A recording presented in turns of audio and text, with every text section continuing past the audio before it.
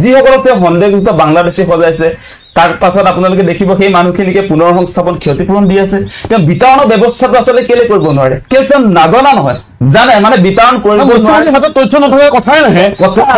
মানে মানুহক ব্লেকমেইল কৰি থাকে এতিয়া এই মানুহবিলাকক অসমৰ প্ৰধান শত্ৰু বুলি তেওঁ যেতিয়া দেখুৱাই দিছে সন্মুখত দেখুৱাই দিছে 26ত নিৰ্বাচন আছে গতিকে এই সন্দেহযুক্ত বুলি যিবিলাক মানুহক তেওঁ দেখুৱাই দিছে এইবিলাকক তেওঁ এনেকে দেখুৱাই উজনি অসমৰ আমাৰ সংখ্যাগুৰু মানুহবিলাকক বিগত নিৰ্বাচিত কৰিব কৈছে বহিৰাগত বিহাৰৰ পৰা আহিছে প্ৰকাশ কাশ্যপ বোলা এজন মানুহ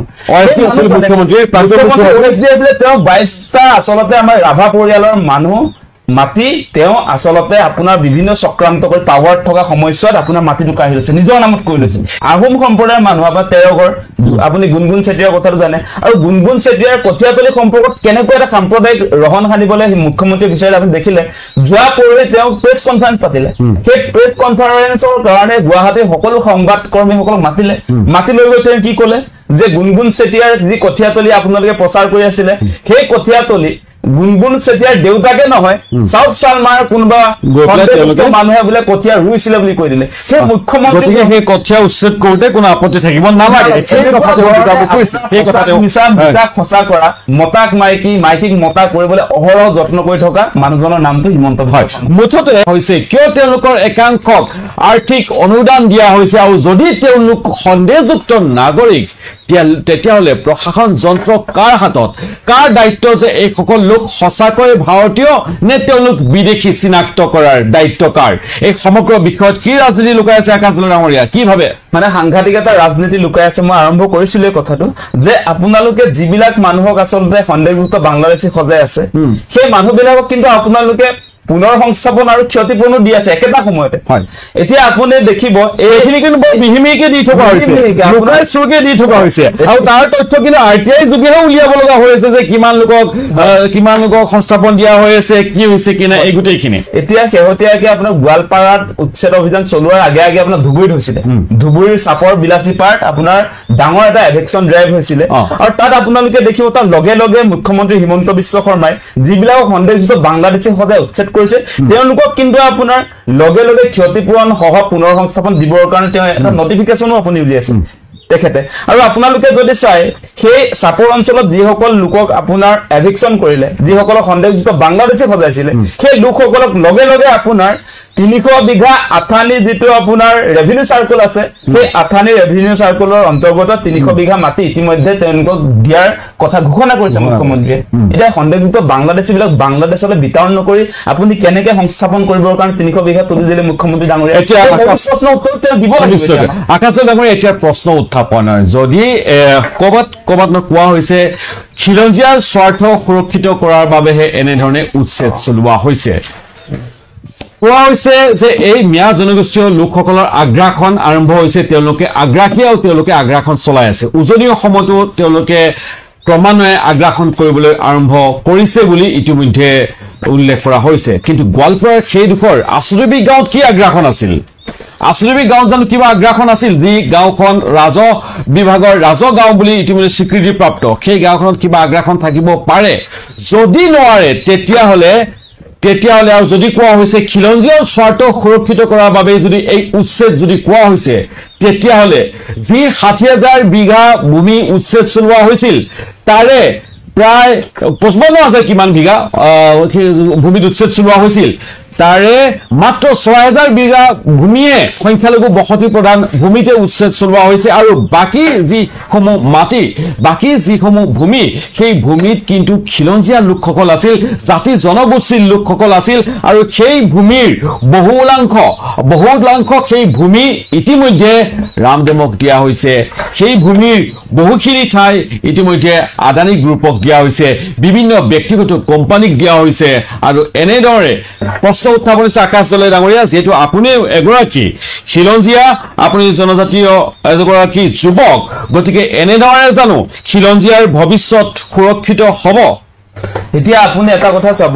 যে যেটো জাতি মাটি ভেটি সুৰক্ষাৰ কথা কোৱা চৰকাৰ মুখ্যমন্ত্ৰী হিমন্ত বিশ্ব শৰ্মাৰ যিখন চৰকাৰ এই চৰকাৰখনে যেটো এভিকশন ড্ৰাইভ ইতিমধ্যে আৰম্ভ কৰিছে যি ধৰণৰ উচ্ছেদ অভিযান চলাইছে সেই উচ্ছেদ অভিযানটো যদি আপুনি ভালদৰে লক্ষ্য কৰে আসলে কাৰ স্বাৰ্থত এই উচ্ছেদ অভিযান চলোৱা হৈছে আজি আপোনাৰ আমাৰ খিলঞ্জীয়া মানুহৰ মাটি আজি ট্ৰাইবেল বেল্টৰ মাটি আজি জনজাতীয় লোকৰ মাটি তেওঁ আদানী আম্বানীৰ স্বাৰ্থত আজি উচ্ছেদ কৰিব খুজিছে এটো কেনেকুৱা ধৰণৰ ভয়াবহ কথা আহিছে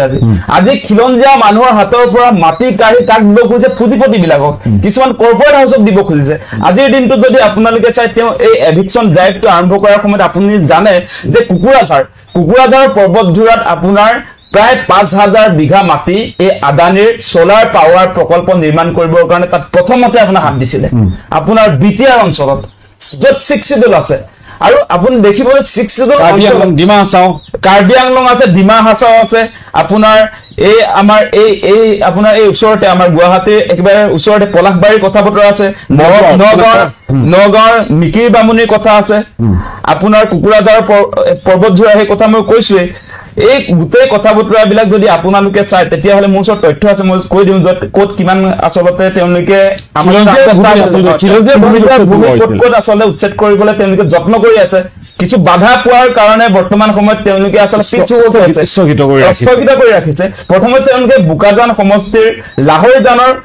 খটখটি লাংখাথাৰত আচলতে এপিডিসিএল ৰ অধীনত 1000 মেগাৱাটৰ এটা সোলাৰ পাৱাৰ প্ৰজেক্ট নিৰ্মাণ কৰিব খুজিছিলে যাৰ কাৰণে তেওঁলোকে 18000 বিঘা কাৰ্বি মানুহৰ পৰা আচলতে তেওঁলোকে কাঢ়ি ল'ব খুজিছিলে 18000 বিঘা মাটি তাৰ পাছত তেওঁলোকে ডিমা হাছাও যি গৰম পানী উমৰাংচুত তাতো আপোনাৰ 9000 বিঘা মাটি আদানীক দিবৰ কাৰণে তেওঁলোকে উঠি পৰি লাগিছে তাতে বোলে আদানীৰ আটাইতকৈ মানে ভাৰতৰ এছিয়াৰ বুলি কৈছে এছিয়াৰ আটাইতকৈ ডাঙৰ তেওঁ সিমেন্ট ইণ্ডাষ্ট্ৰিটো কৰিব সিমেন্ট ফ্যাক্টৰীটো কৰিব মানে এতিয়া ট্ৰাইবেল মানুহক আদানীক মানে সিমেন্ট ফ্যাক্টৰী বনাবৰ কাৰণে ট্ৰাইবেল মানুহক মাটি তুলি দিব লাগিব আদানীক এতিয়া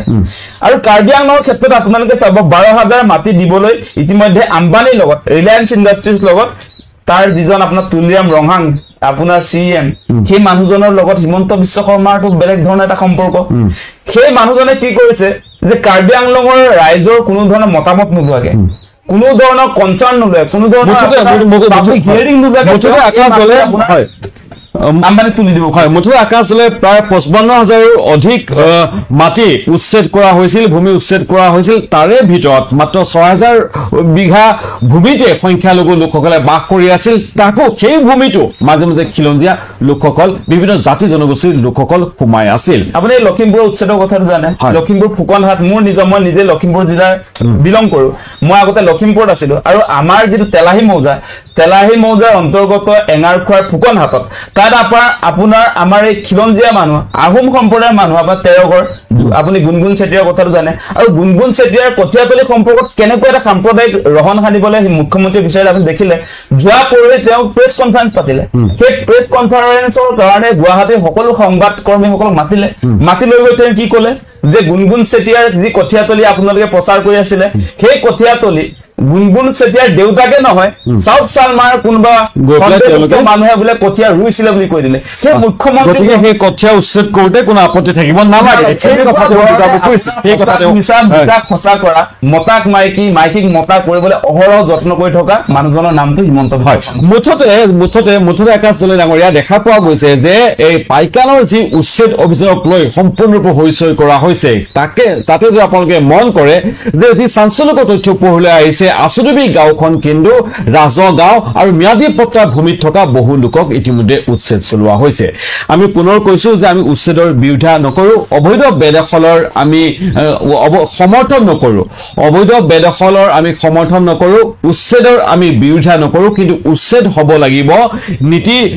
নীতি নিয়ম মতে উচ্ছেদ হ'ব লাগিব শীৰ্ষ ন্যায়ালয়ে যি ধৰণে নীতি নিৰ্দেশনা দিছে সেই নীতি নিৰ্দেশনাৰ আওতাত থাকি উচ্ছেদ হ'ব লাগিব উচ্ছেদক লৈ আমি কেতিয়াও ৰাজনীতি হোৱাটো আমি নিবিচাৰো উচ্ছেদ কেৱল পুঁজিপতিৰ বাবে উচ্ছেদ হোৱাটো আমি নিবিচাৰো আৰু উচ্ছেদক লৈ ৰাজনীতি হোৱাটো আমি নিবিচাৰো 26ৰ নিৰ্বাচন সমাগত গতিকে এই সময়ত বিভিন্ন ধৰণৰ ইস্যু সন্মুখলৈ আহিব বহু ক্ষেত্ৰত দেখা পোৱা যায় যে শাসক পক্ষৰ ফালৰ পৰা সম্পূৰ্ণৰূপে ধৰ্মীয় মেৰুকৰণৰ চেষ্টা চলাই থকা হৈছে আৰু এইবাৰ উচ্ছেদক লৈ দেখা পোৱা গৈছে যে সন্দেহযুক্ত নাগৰিক আৰু অবৈধ বাংলাদেশীৰ কথা কৈ পেলাই সেই উচ্ছেদ চলোৱা হৈছিল যিসকলৰ কোনো তথ্য প্ৰমাণ শাসক গোষ্ঠীয়ে দিব পৰা নাই কেৱল তেওঁলোকে উচ্ছেদ চলাইহে তেওঁলোকে নিজৰ অভিযান সামৰিছে আৰু কৰবাত নহয় কৰবাত তেওঁলোকে পৰৱৰ্তী সময়ত সেই লোকসকলক সেই লোকসকলক তেওঁলোকে সংস্থাপন দিয়াৰো তেওঁলোকে মনে মনে এক পৰিকল্পনা কৰিছে এইখিনিতে আটাইতকৈ গুৰুত্বপূৰ্ণ বিষয়টো হ'ল যদিহে সংস্থাপন দিব লাগে তেতিয়াহ'লে সংস্থাপন দি উচ্ছেদ কৰাৰ অসুবিধাটো ক'ত আৰু যদি তেওঁলোক সঁচাকৈ বাংলাদেশী তেতিয়াহ'লে তেওঁলোকক বিতৰণ নকৰাৰ কাৰণ কি আৰু যদি তেওঁলোক সঁচাকৈ সন্দেহযুক্ত নাগৰিক তেওঁলোকক চিনাক্ত কৰাৰ দায়িত্ব আচলতে কাৰ আকাশলৈ নাগৰিয়া সময় প্ৰায় শেষ হৈছে আৰু এটা গুৰুত্বপূৰ্ণ কথা আছে যে আপোনালোকে যিটো মানে মুখ্যমন্ত্ৰীৰ ফালৰ পৰা যিবিলাক কথা বতৰা উত্থাপন কৰা দেখিছে গতিকে সেই বিষয়বিলাক লৈ অলপমান কথা পতা দৰকাৰ আচলতে সেই লোকসকল কোন আচলতে যিসকলক তেওঁ সন্দেহযুক্ত বাংলাদেশী সজাইছে তাৰ পাছত আপোনালোকে দেখিব সেই মানুহখিনিকে পুনৰ সংস্থাপন ক্ষতিপূৰণ দি আছে তেওঁ বিতৰণৰ ব্যৱস্থাটো আচলতে কেলে কৰিব নোৱাৰে কিয় তেওঁ নাজনা নহয় জানে মানে বিতৰণ কৰিব নোৱাৰে হাতত তথ্য নথকা কথাই নাহে মানে মানুহক ব্লেকমেইল কৰি থাকে এতিয়া এই মানুহবিলাকক অসমৰ প্ৰধান শত্ৰু বুলি তেওঁ যেতিয়া দেখুৱাই দিছে সন্মুখত দেখুৱাই দিছে 26ত নিৰ্বাচন আছে গতিকে এই সন্দেহযুক্ত বুলি যিবিলাক মানুহক তেওঁ দেখুৱাই দিছে এইবিলাকক তেওঁ এনেকে দেখুৱাই উজনি অসমৰ আমাৰ সংখ্যাগুৰু মানুহবিলাকক বিগত নিৰ্বাচিত কৰিব কৈছে আৰু এই লোকসকল কোন আচলতে আপোনালোকে যদি চাই পমুৱা মুছলমানৰ হিষ্ট্ৰীটো যদি আপোনালোকে চাই তেতিয়াহ'লে আপোনালোকে দেখিব যে 1904-5 চনৰ পৰা পূৰ্ববংগৰ যেতিয়া বাংলাদেশ নামটোৱে অহা নাছিলে কাৰো মনত অহাই নাছিলে বাংলাদেশ পাকিস্তান ভাৰত একেলগে আছে সেইটোতো দীঘলীয়া ইতিহাস আছে ডাঙৰ সেইটোটা দীঘলীয়া ইতিহাস আছে কেতিয়া আহিছিল কি আছিল কেনেকুৱা ধৰণৰ ইতিহাস আছিল কিন্তু আপুনি দিয়া এটা তথ্যৰ পৰা স্পষ্ট হৈ পৰিছে যে আপুনি যদি 1970 চনৰ সেই ভোটাৰ তালিকা দেখুৱাইছে ইয়াৰ পৰা প্ৰমাণ হয় যে সেই লোকসকল 1971 চনৰ পূৰ্বতে অহা অৰ্থাৎ তেওঁলোক দেশৰ সংবিধান অনুসৰি আইন অনুসৰি তেওঁলোক দেশৰ নাগৰিক আৰু এটা বিষয় আছে দাদা আৰু এটা ইম্পৰ্টেন্ট বিষয় আছে আপোনালোকে জানিব যে যিটো সময়ত তেওঁলোকে আচলতে বিজেপি চৰকাৰৰ ফালৰ পৰা আমাৰ এই যিবিলাক পুঁজিপতি আদানী আম্বানী ৰামদেৱ সেই লোকসকলক মাটি তুলি দিব খুজিছে তাৰ সমান্তৰালভাৱে এটা ইণ্টাৰেষ্টিং কথা যে চৰকাৰত থকা কিছুমান মানুহে আজি আপোনাৰ বিজেপিৰ মন্ত্ৰী বিধায়ক নেতা পালি নেতাই কিন্তু সাংঘাতিক ধৰণে চৰকাৰী ভূমি বেদখল কৰিছে শেহতীয়া আপোনাৰ খবৰ আহিছে আমি নিজে গৈছো সেই অঞ্চলত যে জয়ন্ত মল্ল বৰুৱাই ৰঙিয়াত আপোনাৰ 39 বিঘা মাটি ক্ৰয় কৰিছে 70 বিঘা তেওঁ জলাশয়ৰ মাটি দখল কৰিছে আজি তেওঁ ইণ্টাৰভিউ দি আছে বোলে তেওঁৰ কোনো লাক্সাৰিয়াছ লাইফৰ নন ভূমি তেওঁ বহু কেইবিঘা প্ৰায় 50 বিঘাতকৈ অধিক তেওঁ বেদখল কৰি ৰখাৰ ইতিমধ্যে অভিযোগ উত্থাপন হৈছে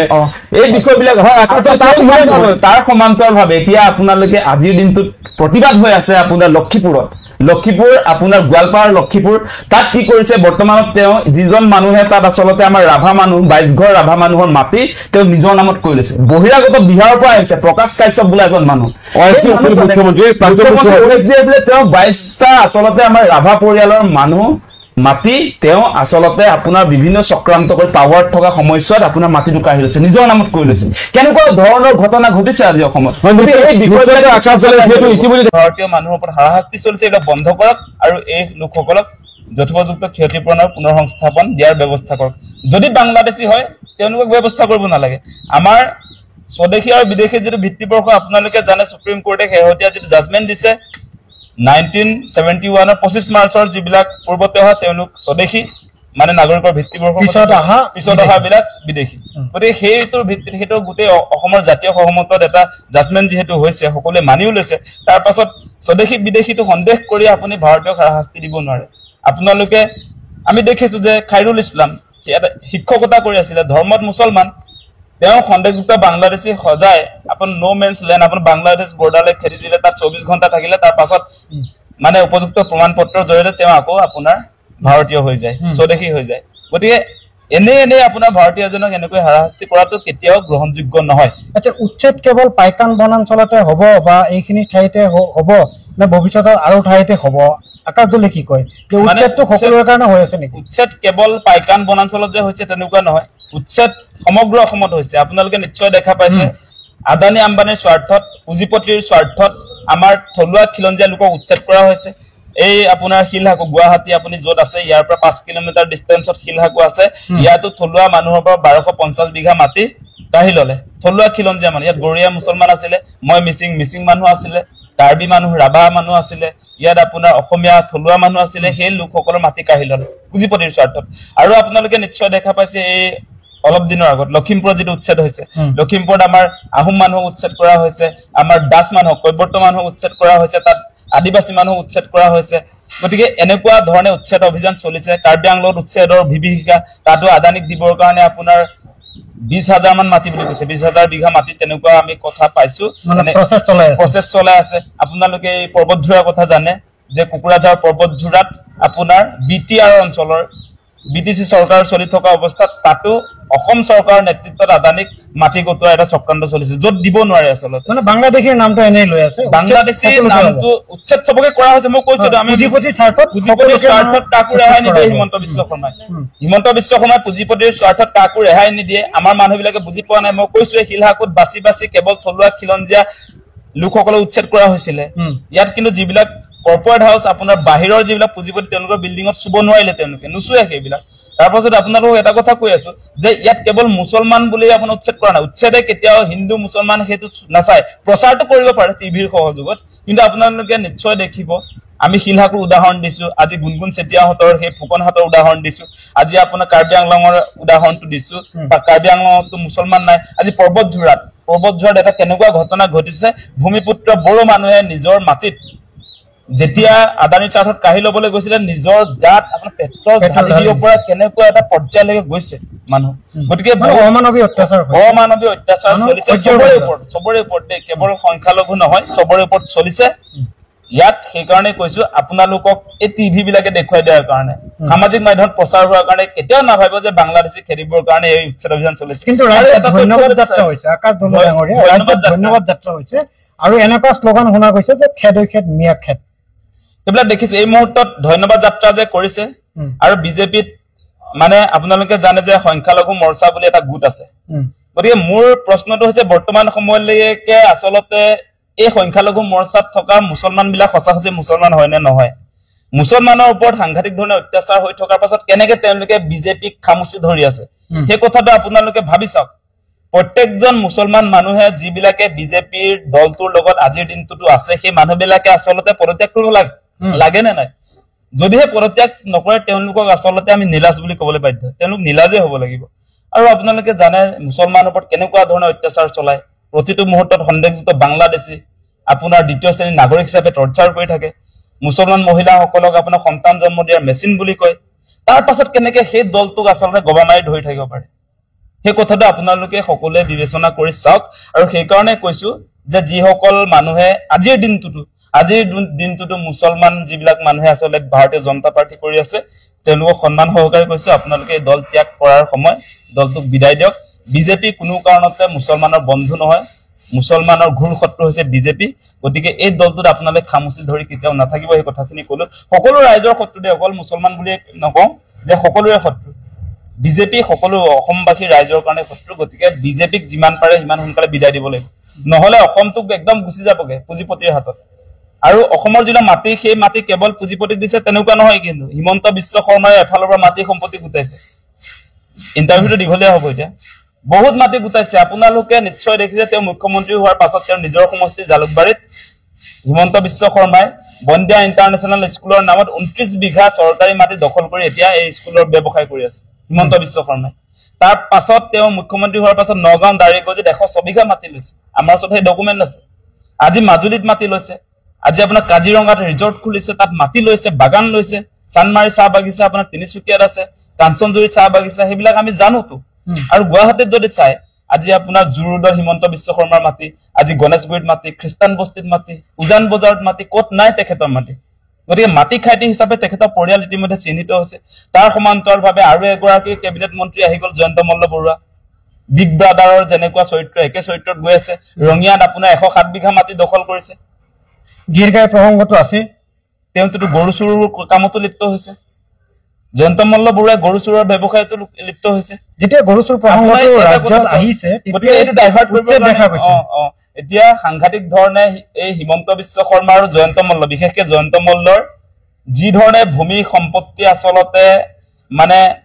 গুটুৱাৰ যিটো অভিযোগ আহিছে সেইবিলাক নাইকিয়া কৰিবৰ কাৰণে সেইটো আসলে হিমন্ত বিশ্ব শৰ্মাই কাম কাজবিলাক কৰা যেন লাগে আপোনালোকে চাওকচোন তেওঁৰ অলপ দিনৰ আগতে এটা ইন্টাৰভিউ দেখিছিল তেওঁ বোলে লাখ বিলাখ নাই একদম মানে গেৰুৱা কাপোৰ পিন্ধি জয়ন্ত মল্ল বৰুৱাই সাক্ষাৎকাৰ দি আছে তেওঁৰ লাখবিলাক লাক্সাৰিয়াছ জীৱনৰ প্ৰতি তাৰ মুখ নাই এই মানুহজনৰ গতিকে সেই কাৰণে তাৰ পাছতে আপোনালোকে নিশ্চয় দেখা পাইছে যে লাক্সাৰিয়াছ জীৱন যদি আপোনাৰ নাই জয়ন্ত মল্ল বৰুৱা ডাঙৰীয়া তেনেহলে আপুনি ৰঙিয়াত 107 বিঘা মাটি কিয় ললে লাখবিলাক নহয় নে এই আজি আপুনি এটো বাদ দিও না এইখিনিতে এই জনতা ভৱনৰ আপোনাৰ গাতে লাগি আছে আপোনাৰ 3 ষ্টাৰ যুক্ত এটা কাছৰ হোটেল মানে এই মই আনিছিলো নেকি এটা আপোনাৰ নীলা কালাৰৰ এটা ডাঙৰ হোটেল লাখবিলাক যদি 3 ষ্টাৰ হোটেলটো কিয় বনালে আপুনি লাখবিলাক নাই যদি আজি তেজপুৰত যে আপুনি 35 বিঘা মাটি যে ক্ৰয় কৰিলে আপোনাৰ মাটিৰ হিচাপবিলাকটো আহি আছিল গতি এই কথা বতৰাবিলাক আছে বিজেপি মন্ত্ৰী বিধায়কে সাংঘাতিক ধৰণে আপোনাৰ মাটি সম্পত্তি গুটাইছে তেওঁলোকৰ তালিকাবিলাক এতিয়া উলিয়াব লাগে ৰাইজে তেওঁলোকৰ তালিকাবিলাক যেতিয়া দেখিব তেতিয়া আপোনালোকৰ চকু কপালত উঠিব পল্লৱ লোচন দাস এগৰাকী তেওঁ ভূমিহীন আছিল তেওঁৰ মাটি সম্পত্তি কেনেকৈ বাঢ়িছে সাংঘাতিক ধৰণে প্ৰতিজন আপোনাৰ বিজেপিৰ মন্ত্ৰী বিধায়ক সাংসদৰ সাংঘাতিক ধৰণে মাটি সম্পত্তি আৰু বিভিন্ন তেওঁলোকৰ সা সম্পত্তি বাঢ়িছে এই তেওঁলোকৰ কাৰ্যকাল বিলাকত কিন্তু সাধাৰণ ৰাইজৰ কিন্তু আপোনাৰ অৱস্থা বেয়া ৰাস্তালৈ আহিবলগীয়া এটা পৰিস্থিতি হৈছে আজি এই বিশেষ ভিডিঅ'টি আমি আপোনালোকক আগবঢ়াই আছোঁ এক গুৰুত্বপূৰ্ণ সাক্ষাৎকাৰ সংক্ষিপ্ত অথচ গম্ভীৰ বিশ্লেষণ কৃষক মুক্তি সংগ্ৰাম সমিতিৰ মুখ্য সম্পাদক আকাশ দলে ডাঙৰীয়াই প্ৰকাশ কৰিছে বহুতো গুৰুত্বপূৰ্ণ কথা যি কেৱল সংগঠনৰ ভিতৰ পিছৰ কথা নহয় বৰঞ্চ আমাৰ সমাজ সংস্কৃতি আৰু অধিকাৰ সম্পৰ্কীয় এক গভীৰ সঁচা বাস্তৱতাক স্পৰ্শ কৰে আপোনালোকৰ মতামত আমাৰ বাবে অতি গুৰুত্বপূৰ্ণ ভিডিঅ'টো চাই মতামত দিবলৈ নাপাহৰিব আপোনালোকৰ সহায় আৰু সমৰ্থনে এনে বাস্তৱতামূলক ভিডিঅ' আগলৈ আগবঢ়াবলৈ উৎসাহ দিয়ে ভিডিঅ'টো যদি চাই ভাল লাগিলে তেনে লাইক শ্বেয়াৰ আৰু ছাবস্ক্ৰাইব কৰিব নাপাহৰিব